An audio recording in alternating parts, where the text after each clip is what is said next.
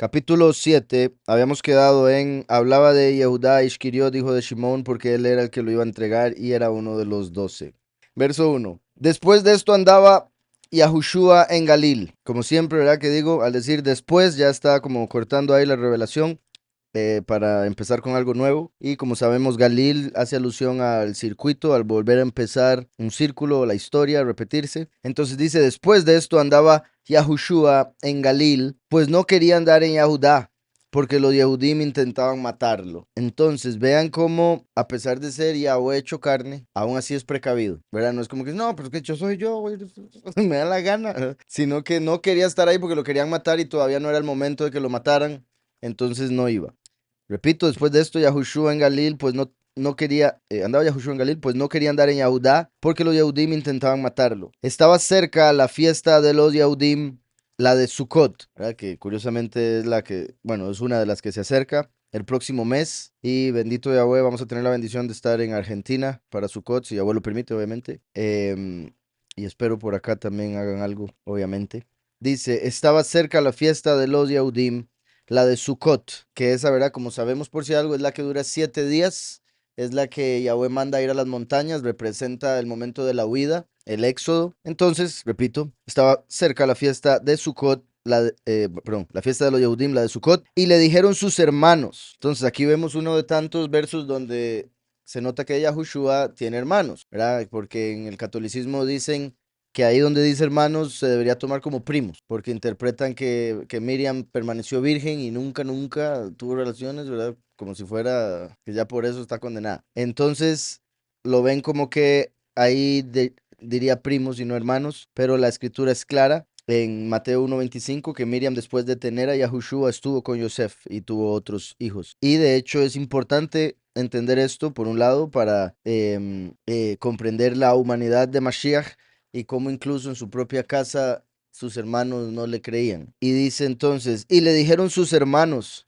sal de aquí y vete a Yahudá, para que también tus discípulos vean las obras que haces, porque ninguno que procura darse a conocer hace algo en secreto. Si estas cosas haces, manifiéstate al mundo. Entonces vemos que sus propios hermanos lo retaban básicamente para que se revelara al pueblo como Mesías, que hiciera señales y demás. Y vemos ahí también el contraste entre cómo la humanidad o la sociedad piensa que debería ser y cómo Yahweh hace las cosas. En secreto, poquito a poco, callado, que solo se lo revela a los que son, los otros permanecen como si nada estuviera pasando y hasta rechazan, mientras que la gente esperaría, ¿verdad? Que salga, hey, aquí estoy, ya vamos todos. Y eso es lo que va a ser el falso Mesías. Por eso Yahushua dijo, cuando vean a la abominación desoladora en el lugar donde no debe estar, huyan a los montes. Por eso él dijo también, si les dicen, aquí está o allá está, no vayan. Entonces, le dijeron sus hermanos, sal de aquí y vete a Yahudá para que también tus discípulos vean las obras que haces, porque ninguno que procura darse a conocer hace algo en secreto. ¿Y quién dice que estaba procurando darse a conocer? Eso es lo que ellos pensaban según su carne que él debería hacer. Es lo que ellos, si tuvieran esa posición, buscarían hacer porque querrían reconocimiento, ¿verdad? Querrían que los alaben y toda la cuestión. Y Yahushua no vino a buscar alabanza para sí mismo, sino la alabanza de Yahweh.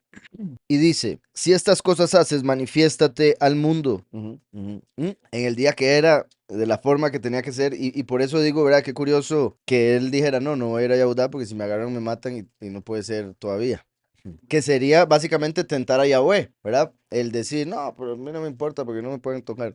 Y dice entonces, ni aun sus hermanos creían en él. Vean eso. Vean que el capítulo anterior fue cuando la mayoría de la gente que lo seguía se fue y le quedaron 12, ¿verdad? Recuerdan por lo que él predicó que dijeron, palabra dura es esta, y se fueron. Y Yahushua volvió a ver a los discípulos y les dijo, ¿ustedes también quieren irse? Y ahí Pedro le dijo, no, porque ¿a dónde iremos? Solo tú tienes palabras de vida. Entonces vean ahora cómo este capítulo continúa con la idea hasta el punto de decir, ni aun sus hermanos, o sea, los que más esperaría que crean, no creían. Y eso es importantísimo entenderlo porque vuelvo a lo mismo. Mucha gente hoy en día dice, uy, si yo estuviera ahí, yo hubiera creído. Ah, yo hubiera sido los que creía. Solo usted sabe, o solo esa persona sabe, para no decir ninguno aquí. Y es que así es la realidad. Un montón de gente ahí estaba esperando al Mesías. Lo tuvieron al frente, vieron hasta las señales que hizo y nada. Entonces, mucha gente tristemente, ¿verdad? Se le dice, ah, yo estaría ahí creyendo.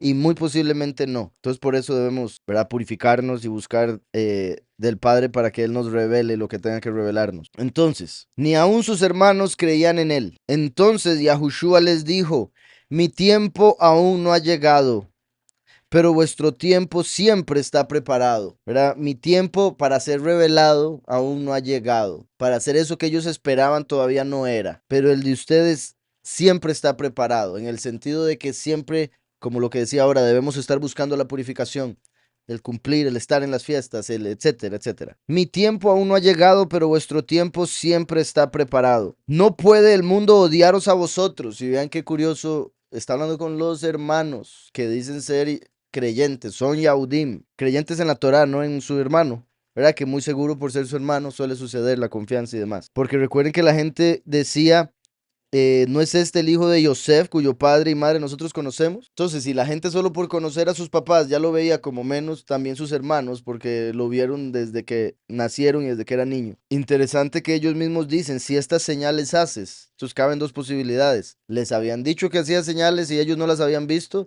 o ellos habían visto las señales y aún así no creían, lo cual sería todavía más sorprendente. Entonces, como dijo Yahushua aquí, mi tiempo aún no ha llegado, pero vuestro tiempo siempre está preparado. No puede el mundo odiaros a vosotros, pero a mí me odia. No puede el mundo odiaros a vosotros. ¿Por qué? Porque son del mundo. Y se lo está diciendo a sus hermanos en la carne. Al no creer en el Mesías, son del mundo. Y si son del mundo, el mundo no los va a odiar. Son parte de. Como Yahushua vino de la realidad celestial, de la cual se creó todo esto y todo fue creado a través de él, de su palabra, entonces el mundo no lo reconoce a él, lo ve como ajeno y por eso lo quiere expulsar, como ya he dicho, ¿verdad? El sistema inmune, cuando algo entra al cuerpo que no es del cuerpo, el sistema inmune empieza a atacarlo para sacarlo. Entonces, este mundo empezó a actuar de esa manera. Cuando Yahushua estuvo en la tierra, dijo, ¿qué es esto? Esto no pertenece acá, debemos sacarlo, sin entenderlo. Simplemente sentían ese impulso a odiarlo, a rechazarlo y a matarlo. Mi tiempo aún no ha llegado, pero vuestro tiempo siempre está preparado. No puede el mundo odiaros, pero a mí me odia, porque yo testifico de él que sus obras son malas. Entonces, vean lo que ya mencionaba, ¿verdad? Al no ser del mundo, el mundo lo rechaza y por eso al nosotros hacernos uno con él, nos rechazaría también a nosotros. Y dice, porque yo testifico de él. Como ya hemos venido viendo, ¿verdad? En la interpretación espiritual de este libro hace alusión a la venida del último como testigo. Curioso que aquí menciona testifico de él, puesto que Yahushua es abogado. Claramente vino a dar testimonio también. O sea, esto es verdadero, por si algo era. Pero vino a defendernos, a traer el perdón de pecados, y por eso la escritura lo llama el abogado. Ahora, el punto es que al Yahushua venir y cumplir toda la Torah, solo esa acción nos deja mal a toda la humanidad. Porque la humanidad entera no fue capaz, pero él sí. Entonces él es el único que tiene todo el derecho de acusar. Por eso recuerdan cuando todos trajeron a la adúltera y la iban a apedrear, y él dijo, el que esté libre de pecado que tire la primera piedra. O sea, era él el único que podía tirar la piedra, y aún así no lo hizo, ¿verdad? Porque cuando todo el mundo se fue porque su conciencia les dijo, usted está loco, si tira la piedra usted, ¿verdad? Y, ok, no. Llegó el momento donde llegó el momento donde se fue todo el mundo, lo cual, ¿verdad? Yo me imagino, o sea, y de verdad es risa, pero que si eso sucediera hoy en día, alguien le pega la piedra, a menos de que el padre detenga todas las mentes, como no lo va a tirar, no, usted no, ¿verdad? Pero yo me imagino, el que esté libre de pecado, que tire, ay, pero espérese que termine de hablar. Legítimo, en serio, pero bueno. Entonces Yahushua era el único que podía tirar la piedra, y cuando todo el mundo se fue porque se dieron cuenta que ninguno era digno, ni merecía, ni nada en lo absoluto tirar esa piedra, él se volvió a ella y le dijo, ¿y qué pasó con la gente que te acusaba? Y ella le dijo, todos se fueron. Y él mismo le dijo, ¿verdad? Y yo tampoco te acuso, siendo él, repito, el único con el derecho de hacerlo. Entonces, dice aquí, testifico de él, porque Yahushua no andaba diciendo, ay, usted es un pecador. De hecho, se sentaba con pecadores para ayudarles y de eso lo criticaban, ¿verdad? Por andar con prostitutas, por andar con esto, con lo otro, por sentarse con pecadores publicanos. Entonces, no es como que él andaba diciendo, usted es así, usted es así, usted es así, pero con él ser perfecto, testificaba en contra. Al decir que lo que estaban enseñando los fariseos era mentira, obviamente los fariseos lo iban a odiar por ese testimonio, esa prédica. Entonces, yo testifico de él que sus obras son malas. Subid vosotros a la fiesta. Yo no subo todavía a esa fiesta. Vean, esto es importantísimo. Porque acabamos de ver que era la fiesta de Sukkot. Y vean lo que Yahushua acaba de decir. Primero que todo dijo, mi tiempo aún no ha llegado. Porque Sukkot eventualmente va a ser un tiempo donde todas las naciones van a tener que llegar a dar honor a Yahweh a través de Mashiach. Ellos le están diciendo, dice ustedes, entonces dése a conocer, ya viene la fiesta de Sukkot. Y él les dice, mi tiempo aún no ha llegado. O sea, el tiempo en el que ese Sukkot, donde él ya esté en el trono, todavía no ha llegado. pero su tiempo siempre está preparado porque siempre debemos cumplir las fiestas para que se cumpla con cada uno lo que se tenga que cumplir. Entonces, dice ahora, subid vosotros a la fiesta, yo no subo todavía a esa fiesta. ¿Qué nos está diciendo? Que hace 2000 años la fiesta de Sukkot no tendría un cumplimiento. Todavía no era el momento en que se daría el cumplimiento de la fiesta de Sukkot, porque ese cumplimiento se va a dar en la huida, en el segundo éxodo, cuando los 144,000 tienen que ir a las montañas y de ahí van a ser cosechados. Y repito, eventualmente después ya estaremos en el reino y ahí todas las naciones van a tener que llegar. Pero interesante que aquí lo deja claro, subid vosotros a la fiesta. Yo no subo todavía a esa fiesta porque mi tiempo aún no se ha cumplido. O sea, para ir a la fiesta de Sukkot, primero se tenía que cumplir la primer venida. Primero se tenía que cumplir Pesach, Matzot, el Omer Reshit y Shavuot. ¿Está claro? Entonces eso es lo que está dando a entender. Todavía no subo a esa fiesta porque mi tiempo no es aún. Y porque esa fiesta sería cumplida en nuestro tiempo. Entonces, repito, subid vosotros a la fiesta, yo no subo todavía a esa fiesta, porque mi tiempo aún no se ha cumplido. Y habiéndoles dicho esto, se quedó en Galil. Oigan, pero después que sus hermanos subieron, entonces él también subió a la fiesta. Entonces, él por un lado, no estaba mintiendo porque, repito, se estaba refiriendo a que todavía no se daría el cumplimiento de la fiesta. El punto era ir en secreto. Por un lado, para mantener lo anterior, porque lo querían matar. Obviamente quiere celebrar la fiesta porque quiere cumplir con la voluntad del Padre, pero no de la manera que sus hermanos lo estaban pidiendo o pensaban que debía ser. Y también la posibilidad, como he dicho, que sería una bendición, que durante la fiesta de Sukkot, Mashiach o los dos testigos, ya después de haber muerto y resucitado, se aparezcan a los elegidos en secreto, así como fue a la fiesta de Sukkot en secreto. Entonces esperemos, ¿verdad?, en el Padre, que cuando los elegidos estén en diferentes partes del mundo ahí esperando los 7 días al octavo día, que aparezca por ahí Mashiach. Pero después que sus hermanos subieron, entonces él también subió. También eso es clave. ¿Por qué? Porque recuerden, en el sentido profético, se hace alusión a la segunda manifestación.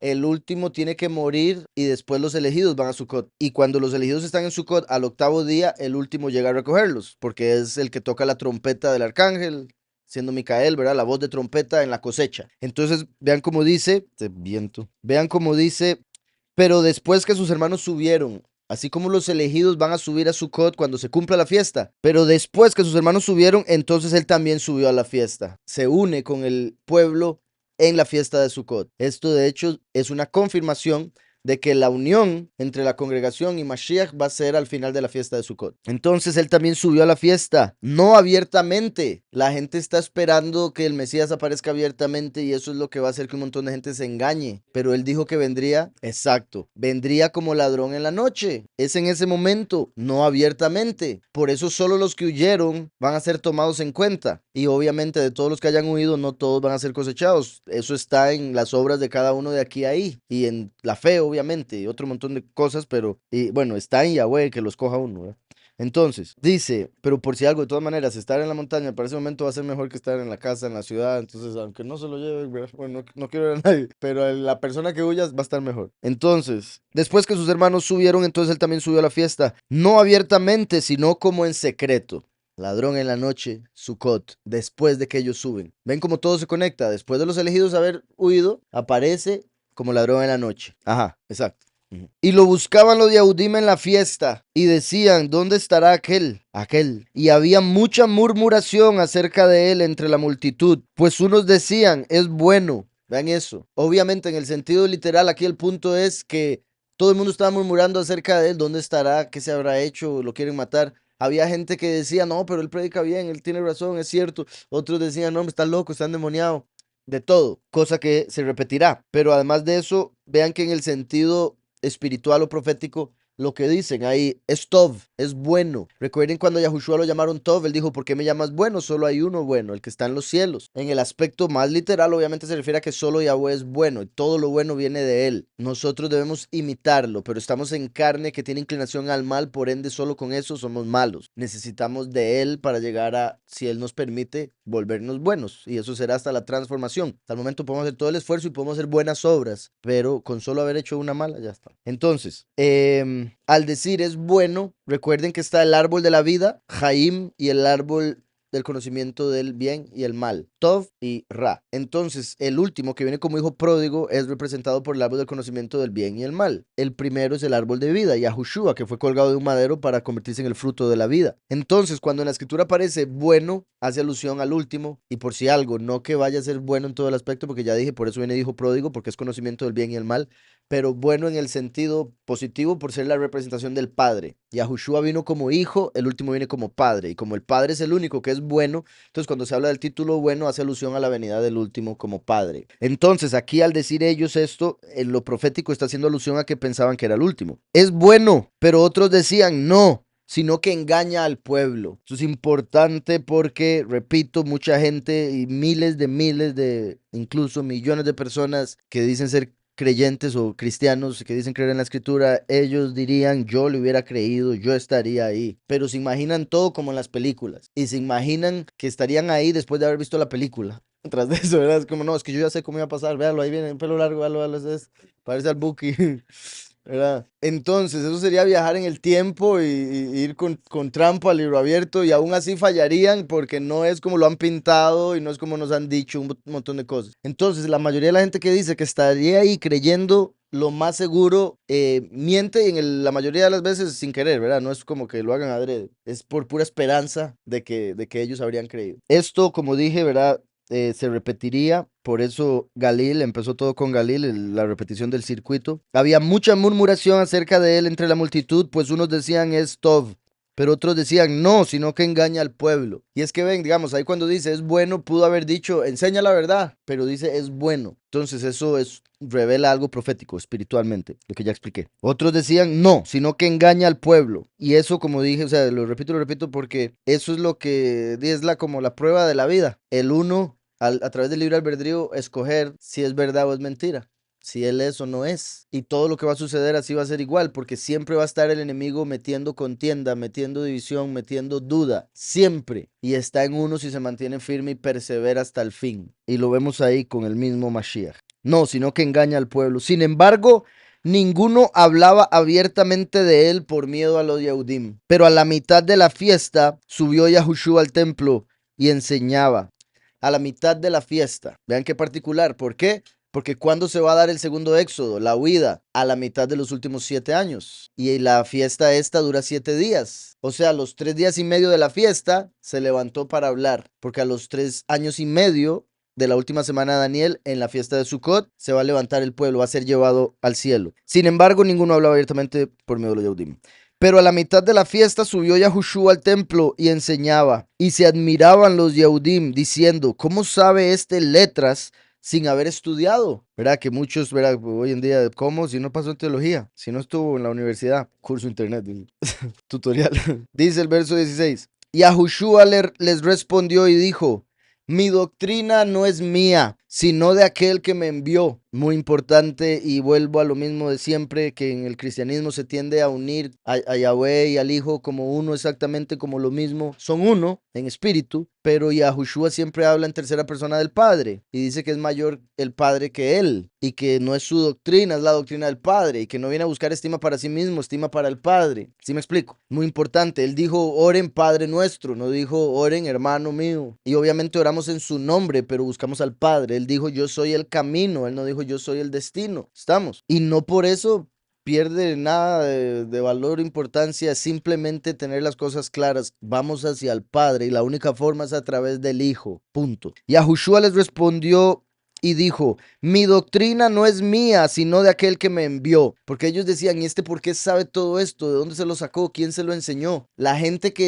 digamos, la gente que sale de teología, les dijeron qué enseñar. No fue Yahweh. No fue la escritura, fue X maestro, X currículum que tenían ahí, repetición, tradición y otro montón de cosas. Entonces se vuelve una doctrina de hombres. Y Yahushua está diciendo, mi doctrina no es de hombres, no es ni siquiera mía. Yo no me la inventé. ¿Qué es lo que están pensando? Fue Yahweh el que me la dio y de ahí la aprendí. No me la tuvo que enseñar un hombre. No me la tuvo que enseñar la escuela X. Mi doctrina en el sentido de que él es el que la está enseñando. No es mía en el sentido de que no fue como que se la inventó. Fue el mensaje que lo enviaron a dar. ¿Está claro? Y uno la adopta como propia. Igual podría decir en el sentido que lo que yo enseño, yo no me lo inventé, está en la escritura, Yahweh me lo reveló y la tomo como mía porque Él me permitió recibirla, me la regaló, entonces digo mía, pero no es mía porque Él me la dio. Sí, exacto. Entonces, mi doctrina no es mía, sino de aquel que me envió. Y como, ¿verdad? Como vemos, Yahushua, voy a agarrar el confite que me regalaron.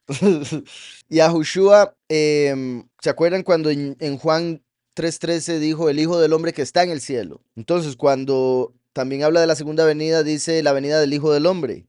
Pero vemos en Apocalipsis que Yahushua estaría, no solo en Apocalipsis, un montón de partes a la derecha del Padre. Entonces, así como cuando vino Yahushua estaba el Hijo del Hombre arriba, ahora que el Hijo del Hombre viene está Yahushua arriba. Entonces, así como a Yahushua lo envió el Padre, ahora el último viene como Padre siendo enviado por Yahushua y a dar testimonio de él. Entonces sucede lo mismo, mi doctrina no es mía, es del que me envió. Igual sucedió hace 2000 años. Entonces, mi doctrina no es mía, sino de aquel que me envió. El que quiera hacer la voluntad de Yahweh, importante, el que quiera, no dice el que ya la haga, el que pueda, no, el que quiera hacer la voluntad de Yahweh, conocerá si la doctrina es de Yahweh o si yo hablo por mi propia cuenta. Eso es importantísimo y una vez más muestra cómo la fe viene por el oír y el oír por la palabra de Yahweh. Las ovejas oyen la voz del buen pastor y le reconocen. Entonces, el que quiera hacer la voluntad de Yahweh conocerá si la doctrina es de Yahweh o si hablo por mi propia cuenta. Si Yahushua buscara la estima para sí mismo, si anduviera incluso haciendo lo que sus hermanos le dijeron hace unos momentos, vaya y revele, se muestre que usted es, eso más bien sería señal de que buscaba su propia estima y que su doctrina era para sí mismo. Pero el hecho de predicar y estar dispuesto a morir para que se dé a conocer la verdad, eso muestra que no es de él, porque si fuera de él, el día que llegó y le van a colgar hubiera dicho, ¿sabe qué? Aquí me quedo en el trono, ustedes se pueden todos. Entonces, así como él dijo, yo podría hacer que bajen un montón de ángeles y me salven, ¿verdad? Así como cuando oró y le dijo, Padre, que no se haga mi voluntad, sino la tuya. O sea, su voluntad era no morir. Y es completamente comprensible, porque toda la historia humana él estaba listo para morir. Cuando llegó el día fue que, ya, ¿verdad? Viendo ese momento, dijo, no quiero sufrir tanto. Y completamente comprensible.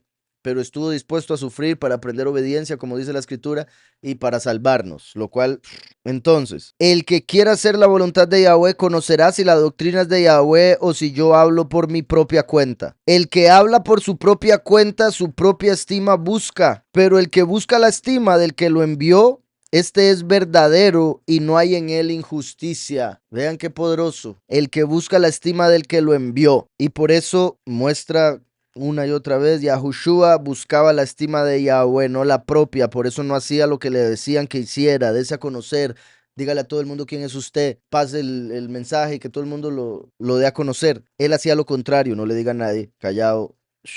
Y lo mismo sucedería en el fin de los tiempos, porque repito, en Apocalipsis 22, Yahushua dice, yo envío a mi mensajero para que dé testimonio de estas cosas en las congregaciones. Entonces, la gente, y porque la gente le gusta, ¿verdad? A uno le gusta lo más fácil posible todo, entonces la gente esperaría, por ejemplo, cuando lee lo de los dos testigos, como ya lo han hecho en películas, que los dos testigos literalmente echen de sus bocas fuego para decir, uy, yo creo, son ellos. Esperan que bajen volando de los cielos para decir, ahí están, ya. Entonces esperan que el mensajero de Yahushua pase a las iglesias diciendo, yo soy el mensajero. Pero eso sería buscar la estima para sí mismo, como mensajero. Entonces, el que habla por su propia cuenta, su propia estima busca. Pero el que busca la estima del que lo envió, este es verdadero y no hay en él injusticia. No os dio Moshe la ley, no os dio Moshe la Torá, sin embargo, ninguno de vosotros la cumple.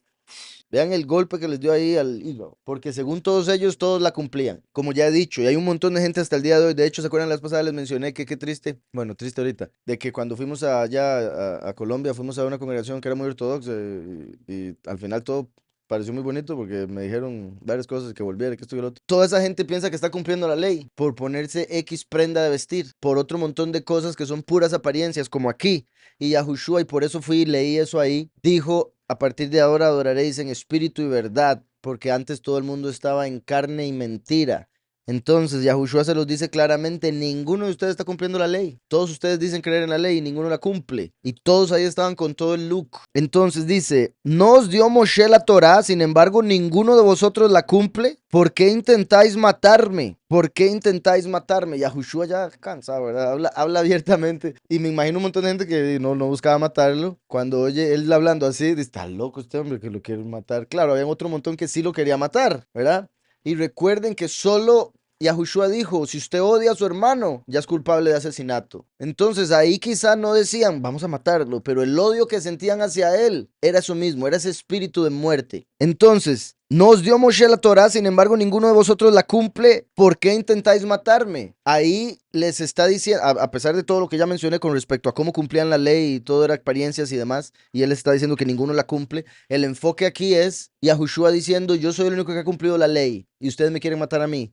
Cuando la ley dice el que peque muere. Entonces todos ellos los que se tenían que morir, no él. Entonces con solo ellos tener el sentimiento, el deseo de desaparecerlo, estaban rompiendo la ley que supuestamente estaban defendiendo al decirle a él blasfemo y hereje y otro montón de cosas. ¿Por qué intentáis matarme? Respondió la multitud y dijo, demonio tienes, ¿quién intenta matarte? Demonio tienes, ¿quién intenta matarte? Entonces, esto, repito, pudo haber sido la gente que no tenía esa intención o la gente que lo odiaba pero no sabía que odiar es como asesinar, que dicen, este hombre ¿qué le pasa? Que nos está acusando ahora de está loco, se cree muy profeta. A como podían ser los mismos que lo querían matar tratando de quitarse el tiro, claramente, ¿verdad? Y ya pensaban que tenía un demonio de por sí. Respondió la multitud y dijo, demonio tienes, ¿quién intenta matarte? Yahushua respondió y les dijo, una obra hice y todos admiráis. Una obra hice, esta parte es importantísima y la he usado muchas veces para hablar de la circuncisión de la carne. Así que, porfa, pongan atención. Vean que les acaba de decir que ellos rompen la ley. ¿Se acuerdan que lo habían acusado por sanar un Shabbat? Entonces les dice aquí, una obra hice y todos os admiráis. Por cierto, Moshe os dio la circuncisión. Vean que no dice Yahweh les dio la circuncisión. Moshe les dio la circuncisión. No porque sea de Moshe, sino de los padres. O sea, a pesar de que Moshe la escribió en la Torá, ni siquiera venía de él, venía de los patriarcas, de Abraham específicamente. Estamos como cuando uno recibe algo por tradición y que no necesariamente era el punto, pero la tradición viene siendo como el reflejo. Dice entonces, demonio tienes, ¿quién intenta matarte? Yahushua respondió y les dijo, una obra hice y todos os admiráis. Lo que sucedió en Juan 5. Todos os admiráis. Por cierto, Moshe os dio la circuncisión, no porque sea de Moshe, sino de los padres. Y en Shabbat circuncidáis al hombre. Si recibe el hombre la circuncisión en Shabbat para que la ley de Moshe no sea quebrantada, ¿os enojáis conmigo porque en Shabbat sané completamente a un hombre? No juzguéis según las apariencias, sino juzgad con justo juicio. Qué importante. Y con apariencias no se refiere únicamente a la forma en que uno se ve físicamente, la ropa que usa, sino la forma en que las cosas parecen ser, no siempre son como parece. Y por eso, muy importante en todo juicio saber las dos partes, si es que son solo dos partes las involucradas o todas las que hayan. Mientras, bueno, y como sabemos, la escritura habla de 2 o 3 testigos, etcétera. Entonces, en este caso, importantísimo, Yahushua aquí los atrapó con este argumento, porque ellos lo están acusando a él de ser malo por haber hecho una sanidad, un Shabbat. Y él les dice, hipócritas, ¿cómo es posible que ustedes me estén acusando por sanar a alguien en Shabbat completamente y ustedes hacen la circuncisión en Shabbat? Para ellos eso, o sea, me los imagino así un colocho en la mente porque era como, sí, ¿qué? Yahushua está diciendo, la circuncisión no es de Yahweh, se las dio Moshe y ni siquiera porque fuera de él, porque era de los padres. Entonces era una tradición, salud. La circuncisión vino de los padres. El Shabbat, ¿de dónde vino? De Yahweh. Los 10 mandamientos. En los 10 mandamientos no está y te circuncidarás.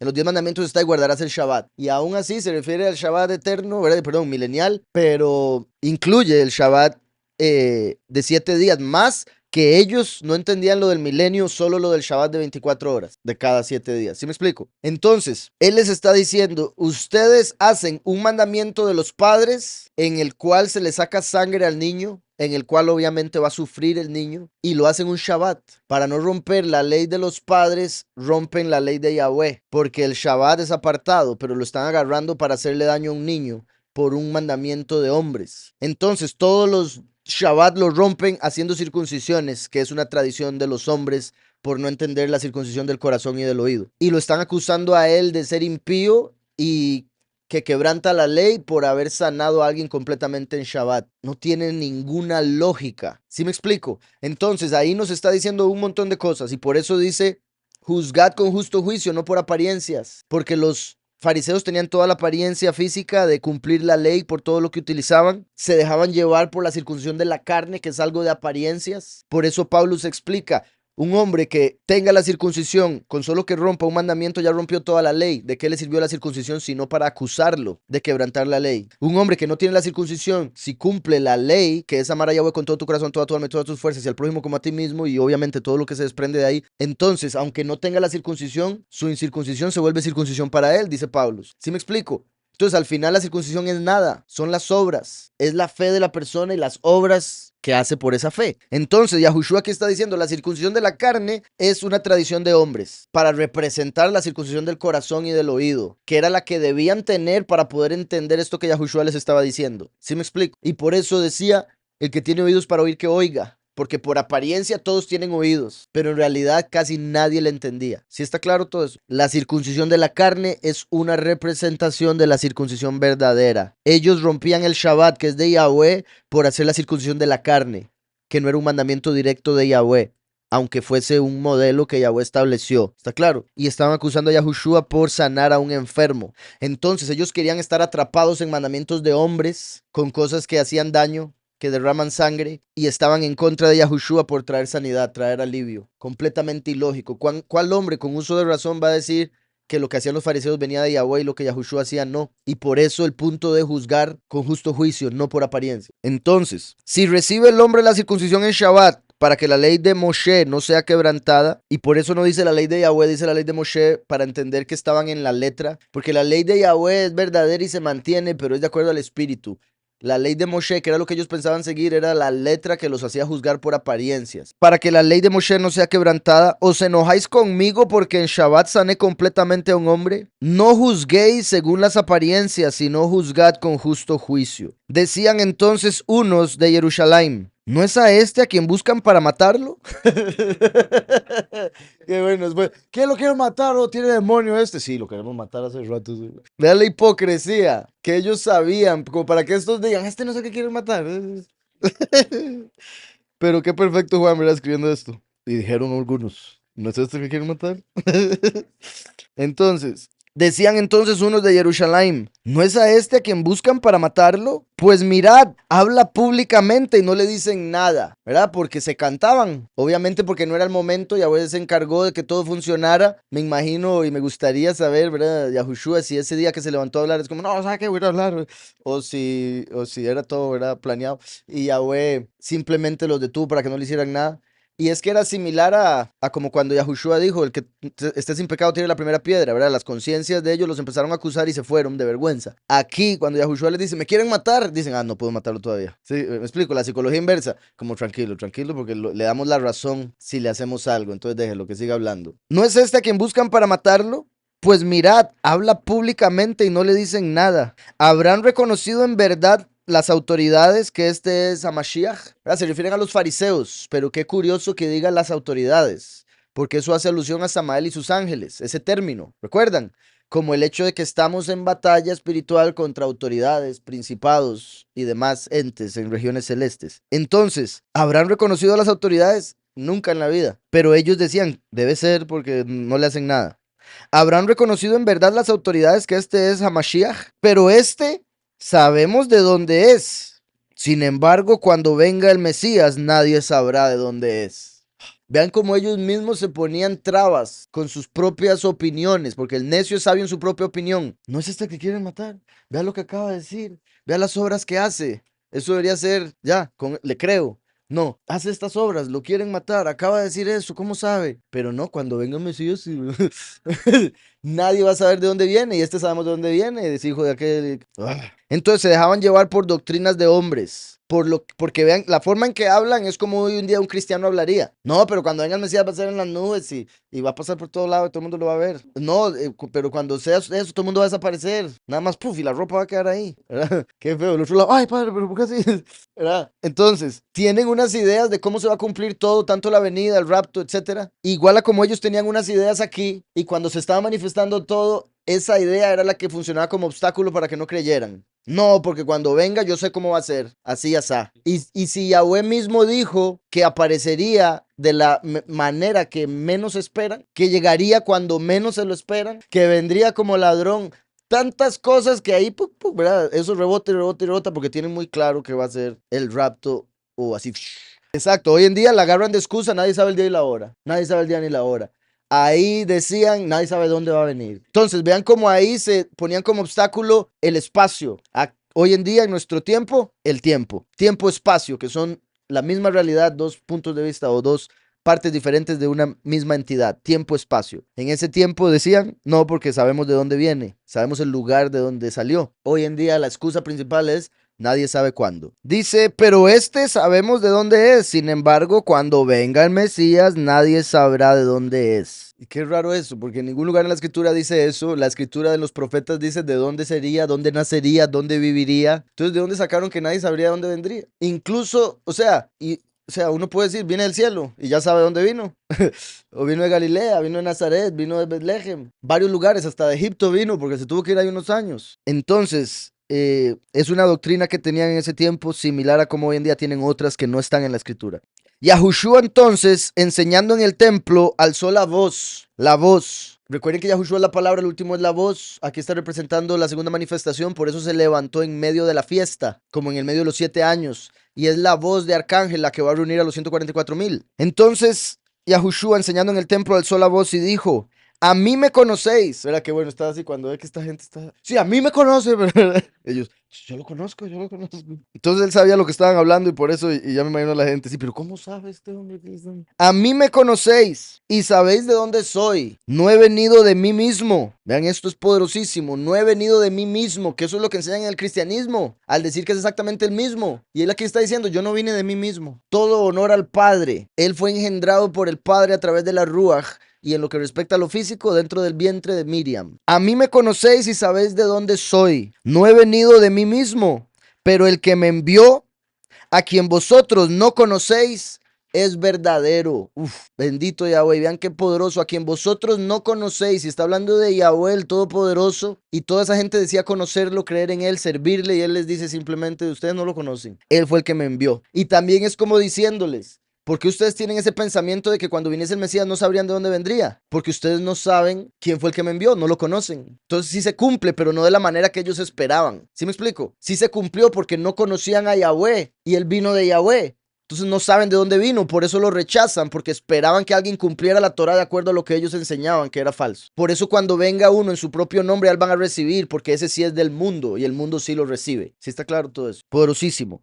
A mí me conocéis. A mí me conocéis.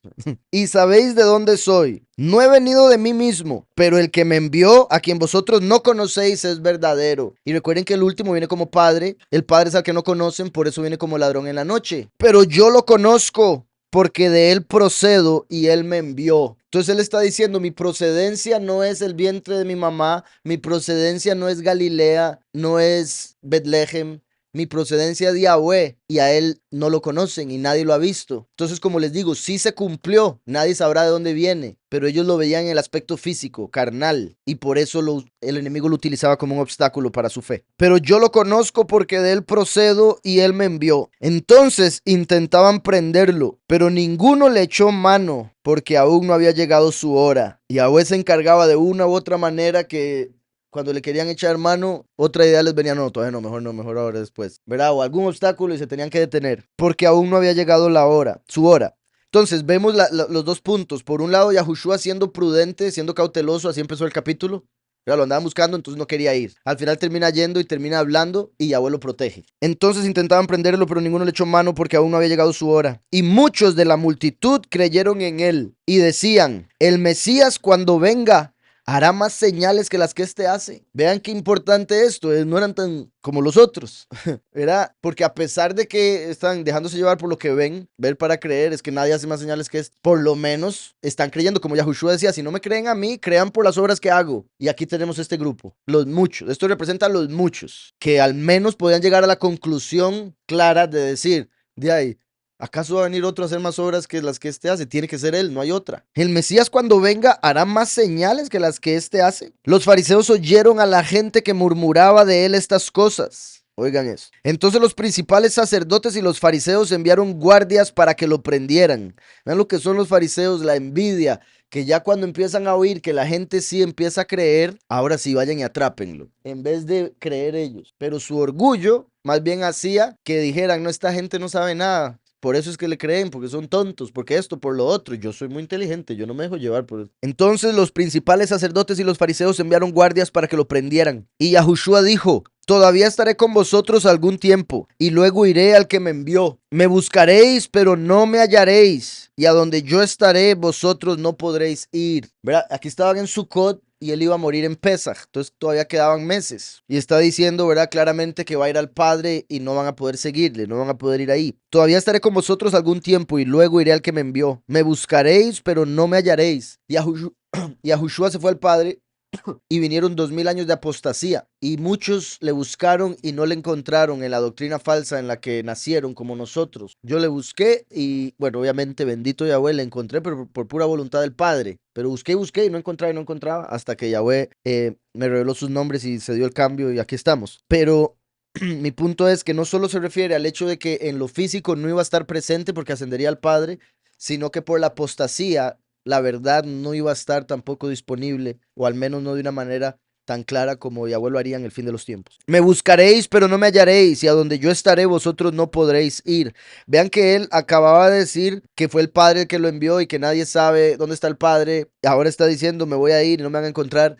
¿Verdad? Obviamente está dando a entender que va al Padre, pero ellos tenían sus oídos tan cerrados por el error, por el pecado, por el orgullo, que vea lo que dicen. A donde yo estaré, vosotros no podréis ir. Entonces los Yehudim dijeron entre sí, ¿a dónde se irá este que no lo hallaremos? ¿Se irá a los dispersos entre los griegos y enseñará a los griegos? Vean el miedo que tenían ellos de que se les fuera el poder de las manos, el miedo que tenían de que las naciones aprendieran Torá, que ellos querían mantenerla solo ellos. No, nadie más que nosotros. Y como dice la escritura, ellos cerraban la puerta para los que querían entrar, ellos mismos no entraban. Se manifiesta el Mesías de esa escritura y lo rechazan. Y cuando Yahushua dice, me voy a ir, dicen, ay, se va a ir a predicarle a los gentiles. ¡Qué miedo! Y bendito Yahweh, por eso en parte fue que Yahweh abrió la puerta para los gentiles a través de Yahushua y vendría la prédica a las naciones y el último después se manifestaría de entre las naciones. Entonces esto, aunque lo entendieron de una manera muy literal, se cumplió de una manera espiritual. Entonces los Yehudim dijeron entre sí, ¿a dónde se irá este? Que no lo hallaremos. Se irá a los dispersos entre los griegos y enseñará a los griegos. Ahora, dispersos entre los griegos, o sea, Yehudim que están entre los griegos, pero también dice y enseñará a los griegos. O sea, esto es algo que se cumpliría en el fin de los tiempos, porque el último viene en apostasía. Como todos nosotros nacimos en apostasía, eso es representado por Grecia. La palabra apostasía es griega, de hecho. Apóstol es griego, ángel es griego, evangelio es griego, etcétera. Entonces la apostasía empezó en lo griego. Y además de venir en apostasía, nacería entre las naciones, no en Israel. Y ya para el tiempo del último y los elegidos ya habrían pasado casi 2000 años de la prédica entre las naciones. Entonces, ¿a dónde se irá este que no lo hallaremos? ¿Se irá a los dispersos entre los griegos? Así como el último aparece para hablarle a los Yahudim que están dispersos entre las naciones. Y enseñará a los griegos. Se puede ver dispersos entre los griegos como los pocos y enseñará a los griegos como los muchos. ¿Qué significa esto que dice me buscaréis pero no me hallaréis? Y a donde yo estaré vosotros no podréis ir. Debieron acordarse de la historia de Hanoc, cuando Yahweh se llevó a Hanoc y lo buscaban y no lo encontraban y no podían ir a donde él estaba, por lo menos para entender, o sea, porque lo que él está diciendo, me buscaréis y no me encontraréis, si él se fuera a los griegos lo podrían encontrar, ¿sí me explico? En el sentido de que incluso las conclusiones que sacaban no eran muy lógicas. En el último y gran día de la fiesta, o sea, recuerden, la fiesta tiene 7 días y después viene el octavo día, Shemini Atzeret, el gran día. Ese es el día de la cosecha. Ese es el día, todo indica, en el que Yahweh va a llevarse a los 144,000 durante la cosecha. la transformación, la última trompeta. En el último y gran día, como dando a entender la última trompeta cuando ya se dio el gran día de Yahweh, el Shabbat. En el último y gran día de la fiesta, Yahushua se puso en pie y alzó la voz diciendo, esto es particular porque en Sukkot se acostumbra a derramar agua en el suelo.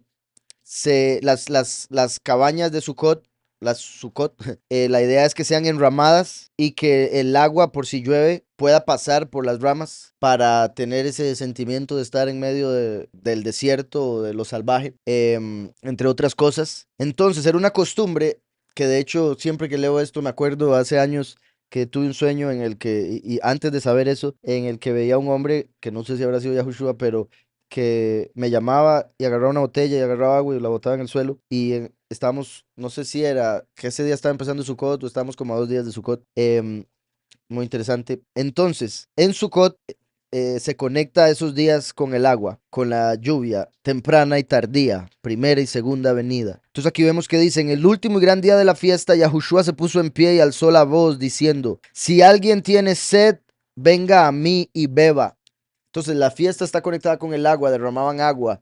Y Yahushua ha venido hablando de que él estaba a punto de ser derramado en el sentido de morir por nosotros, derramar su sangre y agua que salió de su costado. Y en el último día de la fiesta, que es el día en el que los 144,000 van a ser cosechados por lo que Yahushua hizo en el madero, él se levantó y se manifestó como el agua de vida. Si alguno tiene sed, venga a mí y beba. El que cree en mí, como dice la escritura, de su interior brotarán ríos de agua viva. Esto dijo de la Ruach que habían de recibir los que creyeran en él, pues aún no había venido la Ruach HaKodesh, porque Yahushua no había sido aún exaltado. Entonces vean cómo aún no habían recibido la Ruach, que eso es gran parte de la razón por la que no entendían nada por más que Yahushua les decía.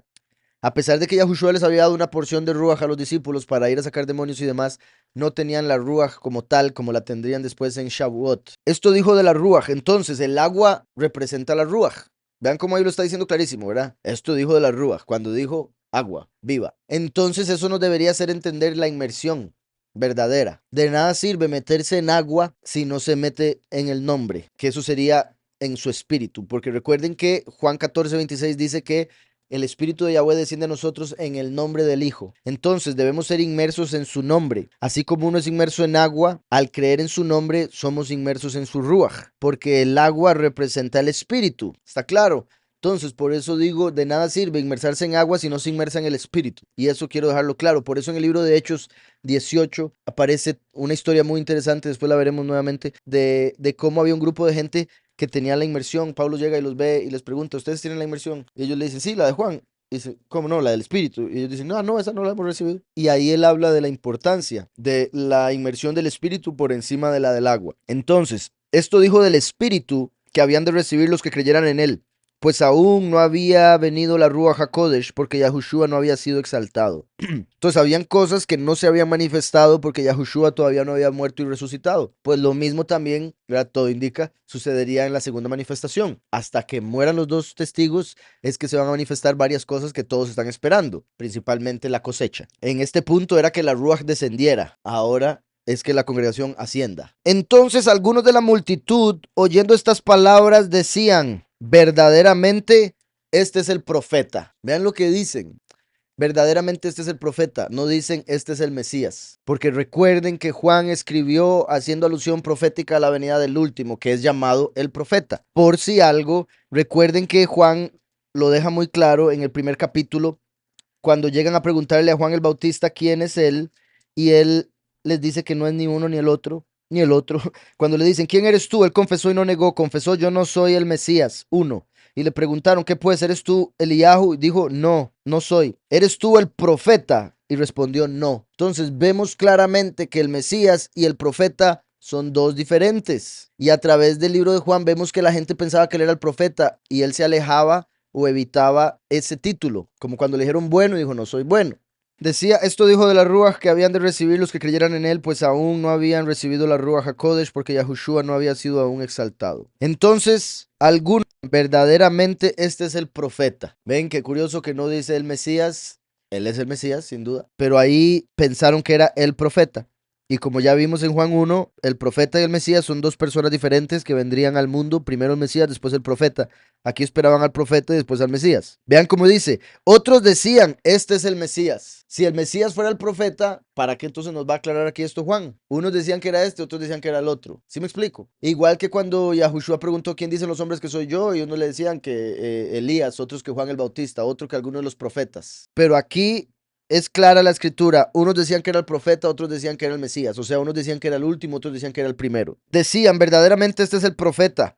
Otros decían, este es el Mesías. Pero algunos decían, ¿de Galilea ha de venir el Mesías? Vean qué mal. Una vez más, el prejuicio, ¿verdad? El juzgar por tradición, por lo que les han dicho. Porque ellos tenían a Galilea como si fuera un lugar de gente sin conocimiento, sin letra, gente que ni sabía hablar bien, en todo aspecto, ¿verdad? Como una clase más baja. Y la escritura también dice, ¿verdad? Que Yahweh escogería lo vil del mundo. Entonces, esto muestra que no conocían la escritura, además del hecho de que viviría en Galilea, como lo habían profetizado, en Nazaret. Entonces, ¿de Galilea ha de venir el Mesías? Entonces, curioso, verdaderamente es el profeta. Otros decían, este es el Mesías. Pero algunos decían, de Galilea de venir el Mesías, puro el enemigo, ¿verdad? Poniendo la idea, la duda, ¿cómo va a salir de aquí?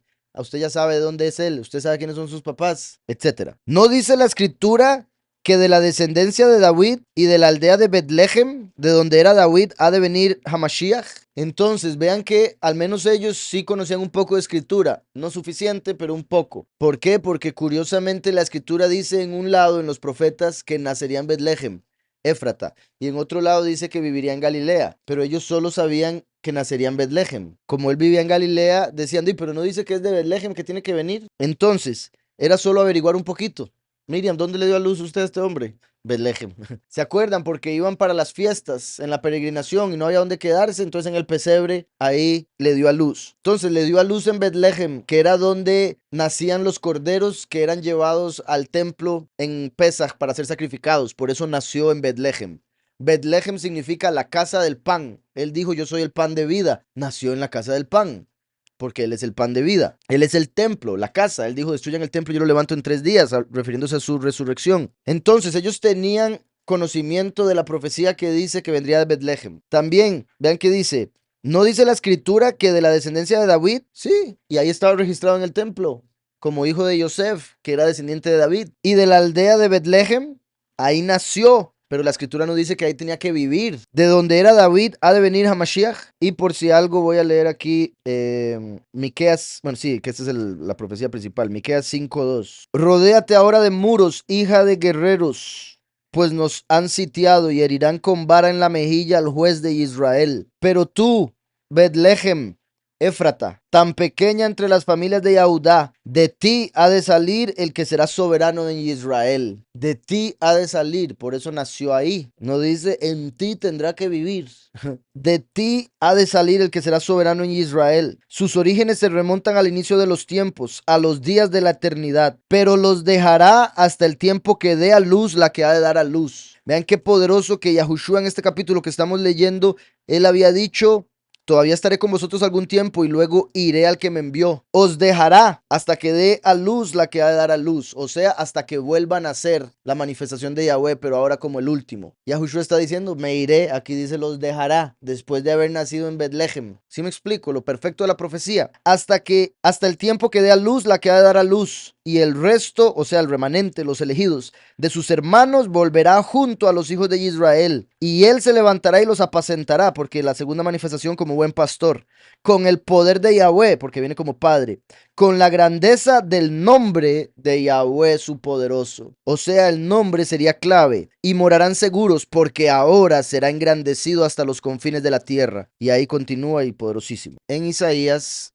capítulo 9, pero esto es curioso. Bueno, lo voy a leer enfocado en este punto, pero en el 7 es donde Yahweh profetiza la venida de Yahushua a través de una virgen, en el 9 la venida del último. Pero en todo caso dice, mas no habrá siempre oscuridad para la que está ahora en angustia. Yahushua es la luz, tal como la aflicción que le vino en el tiempo en que livianamente tocaron la primera vez a la tierra de Zabulón y a la tierra de Naftalí, pues al fin llenará de estima el camino del mar, de aquel lado del Jardín, en Galilea de los gentiles. Entonces esta gente que tenía esta profecía de Betlehem no había visto esta profecía de Galilea. ¿Sí me explico? Habían leído Miqueas, no habían leído Isaías, o se les había olvidado, o no habían visto la conexión. Espero eso esté claro. Ahora, lo curioso, como dije, esto proféticamente se está refiriendo al último. Y vea que dice, llenará de estima, eso es lo que hace el último, traer la estima de Yahweh. El camino del mar, o sea, el camino entre las naciones, porque Yahushua vino a su pueblo, a los suyos, mas los suyos no lo recibieron. El mar representa a las naciones. De aquel lado del Jardín, como diciendo del otro lado del mundo, en Galilea de los gentiles, ¿verdad? Como siempre digo, cuando uno habla de que alguien, por ejemplo, es el mejor en un deporte X, digamos, a uno que le gusta el básquet, digamos, dice, ese es el Jordan del fútbol, ¿verdad? Siendo es el mejor de tal. Galilea de los gentiles, eso es un lugar que es como Galilea en Israel, pero que sería Galilea entre las naciones. Un lugar visto como que de ahí nada bueno sale. ¿Sí me explico? Igual a como ellos dijeron, pero de Galilea no ha salido nada. Entonces, se les había olvidado esa profecía. Vuelvo al Juan. ¿De Galilea ha de venir Hamashiach? Ahí lo acabamos de ver en Isaías 9. ¿No dice la escritura que de la descendencia de David y de la aldea de Betlehem? Por eso es que Lucas y Mateo nos dan la genealogía de Yahushua, que venía de David. De la aldea de Betlehem, de donde era David, ha de venir el Hamashiach. Hubo entonces división entre la gente a causa de él. Recuerden que él dijo, yo no vine a traer paz, yo vine a traer división, yo vine a traer espada. Hubo entonces división entre la gente a causa de él. Y algunos de ellos querían prenderlo, pero ninguno le echó mano. Los guardias vinieron a los principales Cohanim y a los fariseos. Oigan. Entonces estos les preguntaron, ¿por qué no lo habéis traído? Entonces vean, la orden se había dado. Los fariseos ya lo querían, pero Yahweh se encargó de que cuando llegaron los guardias y lo oyeran, dijeran, no, pero ¿cómo lo vamos a agarrar? Está diciendo la verdad. Vea la señal que hizo. Vea el pueblo cómo está. Acaba de decir que lo queremos matar, le vamos a dar la razón, etcétera. Los guardias vinieron a los principales Cohanim, a los fariseos, entonces estos les preguntaron, ¿por qué no lo habéis traído? Los guardias respondieron, jamás hombre alguno ha hablado como este hombre. Jamás hombre alguno ha hablado como este hombre. Vean que hasta los guardias entendían que eran una revelación más elevada que la de los fariseos que lo estaban enviando a ellos. Los guardias se quedaban asombrados, pero es que nadie habla como él. Bendito Yahweh. Jamás hombre alguno ha hablado como este hombre. Entonces los fariseos les preguntaron, ¿también vosotros habéis sido engañados?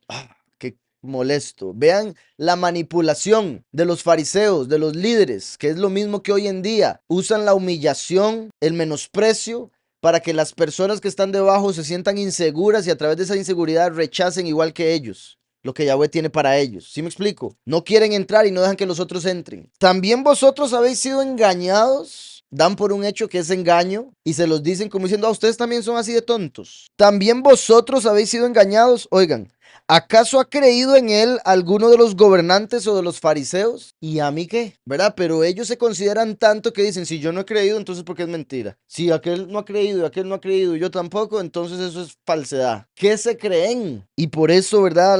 El cuidado con el orgullo, con el ego, con el juicio. Condena me refiero, ¿verdad? Porque sí debemos juzgar, pero con justo juicio, no condenando de acuerdo a apariencias. Como decía, el orgullo, el ego, ¿verdad? El tener autoridad deja muchos ciegos, el tener dinero deja otro montón ciegos. Una persona por tener más plata que otra se considera más inteligente que la otra. Y muchas veces la gente que tiene menos plata considera a los que tienen plata como si fueran más inteligentes que ellos, porque se dejan llevar por esa misma cuestión. Yahweh enriquece, Yahweh empobrece. Todo viene de Yahweh. Entonces, ¿también vosotros habéis sido engañados? ¿Acaso ha creído en él alguno de los gobernantes o de los fariseos? Pero esta gente que no sabe la ley, maldita es. Vean eso. Entonces dice, el pueblo no sabe la ley. Según ellos, ellos sí la saben. Cuando Yahushua les acaba de decir, ustedes no cumplen la ley, o sea, no se la saben, porque si la supieran, le habrían reconocido. Y si la supieran, lo que hiciesen lo harían de acuerdo a la verdad, pero todo lo que hacían era falso. Me refiero a su cumplimiento de la Torá, que es el mismo que muchos hoy en día quieren seguir tratando de cumplir, como los fariseos de ese tiempo. Y por eso el comentario que hice ahora de esa congregación superortodoxa, que de verdad van a las raíces hebreas según ellos y terminan en las judías, haciendo lo que hacen los judíos que rechazaron al Mesías y no se dan cuenta del error tan inmenso. Y que Yahweh es libertad, Yahushua es libertad. Conoceréis la verdad y la verdad os hará libres. ¿De qué? De todas esas mentiras y cadenas y engaños y apariencias y ego. Libre de todo eso. ¿Ibas a decir algo? Exacto. Si no saben la ley es culpa de ellos. No les toca a ellos enseñársela. Es como lo que les he dicho mil veces con los cristianos que he tenido el gusto de hablar, ¿verdad? Los pastores cristianos. que me dicen, no, pero es que ellos no están listos para eso. Pero no es usted el que los tiene que alistar, es que ellos se van a enredar.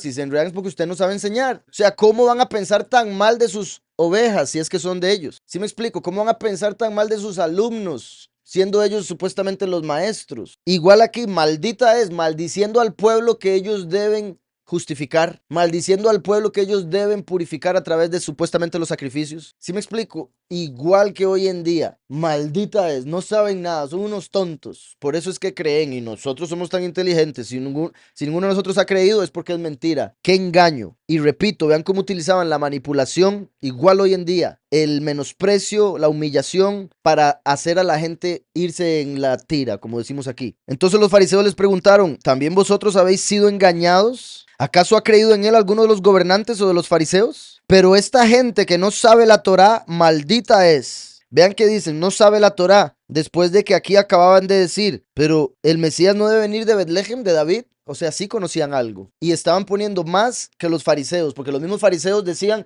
vaya y busque si de Galilea alguna vez ha salido algo, algún profeta.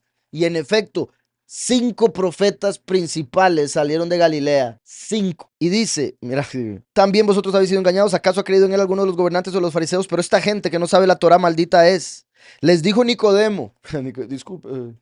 Qué curioso, porque recuerden que Nicodemo fue al que Yahushua le dijo, usted siendo maestro y no sabe esto. O sea, usted se supone que debe enseñarle la Torá a la gente. La Torá, la gente, si no sabe la Torá es por culpa de ustedes, maestros. Y ahora ellos diciendo, es que esta gente maldita no sabe la ley. Y Nicodemo, les dijo Nicodemo, el que vino a él de noche, el cual era uno de ellos, de los fariseos. ¿Juzga acaso nuestra Torá a un hombre sin primero no lo oye y sabe lo que ha hecho? Ahí se echó encima más de uno. Verá, él tratando de ayudar a Yahushua. Disculpe, pero me parece que la Torá hay que juzgar con testigos y todo eso. ¡Cállate, Nicodemo!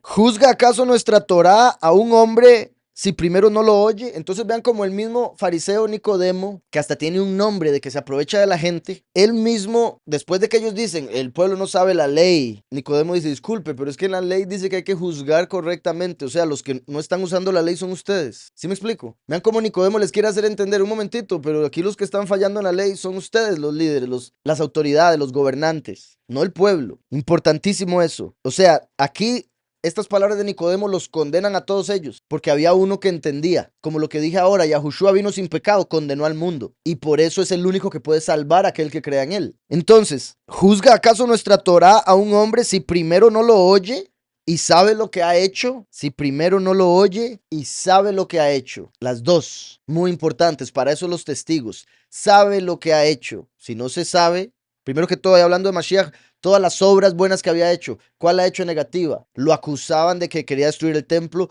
lo acusaban de romper el Shabbat, lo acusaban de otras cosas, de blasfemo, de endemoniado. Y todos lo que lo acusaban de eso estaban segurísimos de que así era. Estaban dispuestos a ir a juicio y decir que así era. Lo cual, eso es estar, ¿verdad? Porque incluso si algunos lo decían mintiendo, sabían que tenían el apoyo de las autoridades. Porque hacer un testimonio falso no solo rompe la Torá, ahí era muerte. Entonces, sabe lo que ha hecho a ciencia cierta. Por eso necesitan 2 o 3 testigos. No porque uno diga algo, así fue. Y lo oye.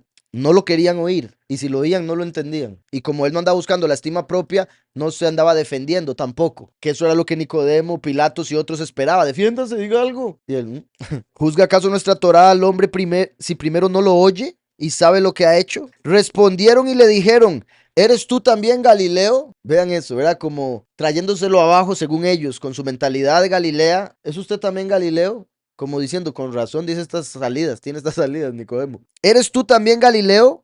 Escudriña y ve que de Galilea nunca se ha levantado un profeta. Vean lo que dicen estos que dicen conocer la ley y que dicen del pueblo malditos por no conocer la ley, según ellos. Vean lo que se atreven a decir del libro, repito, declarando el fin desde el principio. En el capítulo 12.1.2, la sección que se llama la señal de Yona, la señal de Yoná o Jonás. Ahí llego a una parte donde hablo de este tema, donde dice, escudriña y ve que de Galilea nunca se ha levantado un profeta. Y voy a leer una porción. Dice, es sorprendente que estos doctores de la Torá ignoraban 2 puntos sumamente importantes con respecto a la manifestación de Mashiach. Uno de ellos, el más garrafal, es que no recordaban la profecía de Ishayahu ya mencionada, en la que se nos informó que el soberano debía ser de Galil, lo que significa que 2 profetas diferentes indicaban como una forma forma para descartar falsos aspirantes que el verdadero Mashiach debía, de alguna manera, salir de Betlehem mientras al mismo tiempo ser de Galil, lo cual se cumplió al pie de la letra en la manifestación del primero, ya que, como vimos, Yahushua nació en Betlehem durante el censo, pero vivió en Galil. El segundo gran error que cometieron los fariseos fue el hecho de asegurar que de Galil no había salido profeta alguno, ya que Eliyahu, uno de los profetas más importantes de la historia, salió de Galil. Eliyahu, que es el profeta así por excelencia en muchos aspectos, había salido de Galil. Y ellos, vaya y fíjese que nada ha salido de Galil. Padre Celestial. Y eso lo pueden ver en Primera de Reyes 17.1, que Eliyahu vino de Galil. Primera de Reyes 17.1. Además del mismo Yoná, Yahushua dijo, ¿verdad?, que a la generación maldita no le sería dada señal, sino la señal de Yoná. Jonás, era de Galil, segundo profeta importantísimo. Eso está en Segunda de Reyes 14:25 y en Josué 19:13. Ahí se puede ver el lugar donde venía Yoná y después en Josué que era de Galil. Entonces, además del mismo Yoná, el reflejo de Mashiach. Este dato, al parecer, era ignorado por cuestiones de orgullo e hipocresía, que es la levadura de los fariseos, dado que en ese momento había diferencias políticas entre Yahudá y las tribus de Israel que vivían en Galil, de forma que veían a sus habitantes como inferiores en todo aspecto, por lo que resultaba ilógico en sus cabezas que algún profeta importante, mucho menos el Mesías, fuese a salir de Galil, una tierra que ante sus ojos era insignificante. Se podría decir que Galil era visto como los países tercermundistas de hoy en día, mientras ellos esperaban a Mashiach de una potencia mundial. Confusión que se repetirá de la misma manera con la manifestación del último.